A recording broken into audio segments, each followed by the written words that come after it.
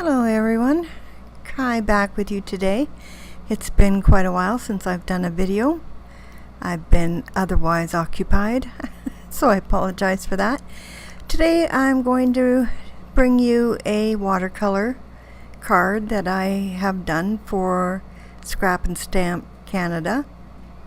And I'm using, I think you say it, Kuretake Gansai Tambi watercolors today. I have the tablet of 36 colors. There's other sizes that you can also get it gives you the opportunity to try out the watercolors before you buy. I quite like them. I think they have good pigment, good colors for the choices that are in the set. In any event, I'm going to be using now if I say this right, it'll be a blessing. It's Areolan. How about that one? Areolan. Yellow. I'm going to also use the cadmium yellow. And I have some olive green on the right hand side on my wet media mat. I have olive green, and I also have some ultramarine pale, and then on the bottom right I've got some black there. So I'm going to start first by picking the lightest yellow, which is the one I can't pronounce, and go over my background of the bird. I've picked to treat my bird as a yellow warbler. We have many of these in southern Ontario, which is why I picked this bird in particular. And I also like the looks of this bird. As most of you know, I'm a little bit of a bird fanatic. So it always gives me great joy to make a card with birds. In any event, I started this card first by just using my Distress ink pen marker in the squeezed lemonade, the lightest yellow, and just went around the outline of the bird and the wing portion and stamped that onto my watercolor paper. I'm using Fabriano hot press watercolor paper, and then I stamped the branch with my VersaFine ink Nocturne black. It's just such beautiful ink. So that's how I started out. I wanted the no line watercolor look for the bird, but didn't really worry too much about the branch. I think the black kind of falls into the branch quite nicely. So I must warn you, I'm a slow painter. I take my time. I very much enjoy watercoloring. I continue with watercolor classes to this day, and I don't think it's one of those things that I don't think I'll ever leave until the day I die, as they say. It's an enjoyable group of girls. It's a night out, which is enjoyable, and I'm learning. So I'm going through and just adding bits of water. I'm watercoloring with not a wet brush, but just mediocre amounts of water on it so that the paint will spread nicely. And once I added the lighter yellow, I went over the bird again with the cadmium yellow. And then I started adding in, which I'm doing here now, the olive green. You'll notice if you're on my blog, you'll see the picture that I have included there of a warbler in the wild. And they have red stripes on their breast, but on their back it's mostly a olive green and yellow back with the edges of the feathers all in black. So it's an interesting bird to color. So with the black, I added the black, as you can see here, I added where the black would be on the stamp, which is right above my picture there. I have a cutout of the stamped bird showing where the black portions are. I paint in the black of the wings and add them with the black ink, which I've added a little bit of red to previously to get it to be a little bit brighter. I find that blacks in watercolor can be really grayish, darkish, and my watercolor teacher says you don't use black. You make your own black. But seeing as this set has it, I should be using it because that's the way I'm going to roll today. But anyway, so I added the red, which is just a little bit of a hint that I got from taking watercolor classes. So I add that part in here, as you can see that I'm doing, and then I put the image back in my MISTI, and I stamp using the Nocturne ink the other longer lines from the bird that I would never get just by painting. Get that long, nice finished look. Excuse me. I don't do the whole bird. I just add it where I want the black to be and go on from there. I draw in the beak and color it with my little black mixture that I've made there.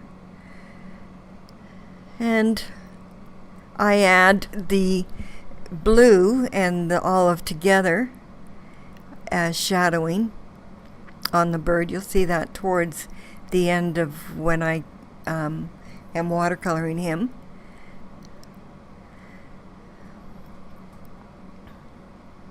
If I am quiet for a bit, it just means I'm just watching this. There's nothing to add. I have had people ask me to leave in as much of the painting as I can, which I totally understand. I was once a first-time painter, and I know how trying it can be. But a lot of it is the feel of the water too, so remember the amount of water you're using for this can make or break your painting, as I've found out many a time.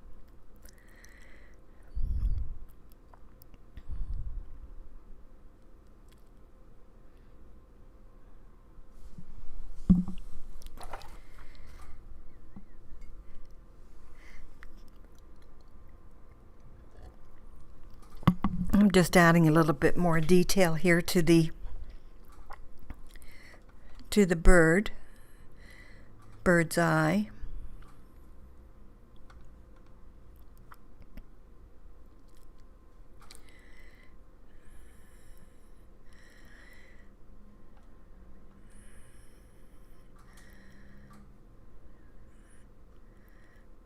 Now I've watered the black down quite a bit now so that we're getting into a gray amount, a gray color I should say. I don't want all the black. It's because I'm going to add this to the wing and along the base of the wing.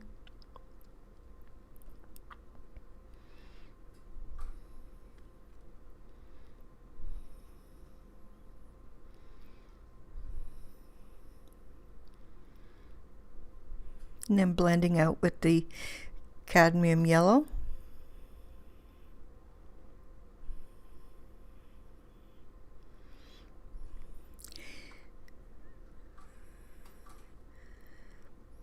Adding in some of the green.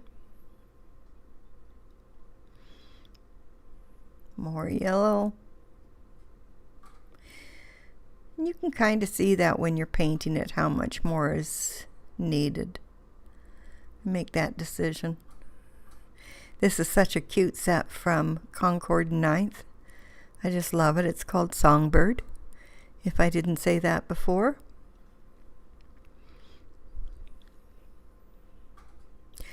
I'm using a number 4 watercolor brush to do the bird, and For the detail, you'll see in a bit, I am using a number 2.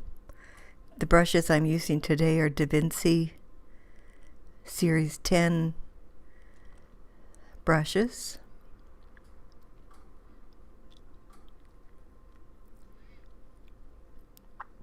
They're beautiful brushes for painting, and I love these smaller brushes, especially in the Da Vinci line. They're really nice. So I'm back to adding more of the, now it's kind of a gray-green color, or a gray-blue, I should say, color.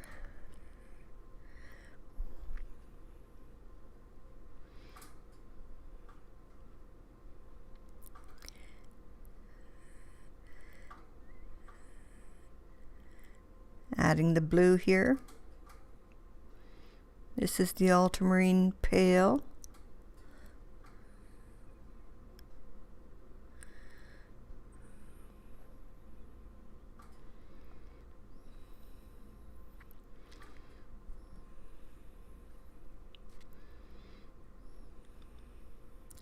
Some watermarks are good to have on your painting, some not so good.